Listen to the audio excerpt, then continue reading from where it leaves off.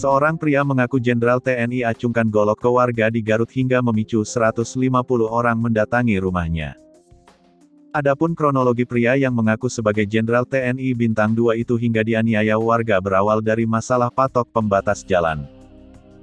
Diketahui, seorang pria mengaku sebagai Jenderal TNI Bintang 2 mengaku dianiaya warga di Garut, Jawa Barat, hingga akhirnya melaporkan kejadian tersebut di polisi. Perseteruan Jenderal TNI dengan warga itu terjadi tepatnya di Desa Sukalaksana, Kabupaten Garut, Jawa Barat pada Kamis tanggal 19 Agustus tahun 2021. Kepala Dinas Penerangan TNI AU Marsikal Pertama Indan Gilang Buldansyah juga mengonfirmasi, jika pria tersebut merupakan perwira TNI AU aktif.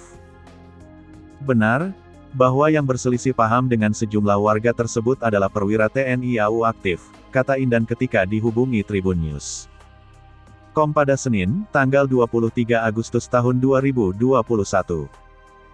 Meski demikian, Indan tidak menyebut pangkat perwira TNI AU tersebut apakah Jenderal Bintang 2 atau bukan.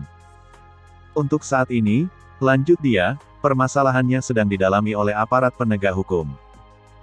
Indan juga menegaskan, TNI AU tetap berpedoman kepada hukum dan peraturan yang berlaku serta sumpah prajurit maupun 8 wajib TNI.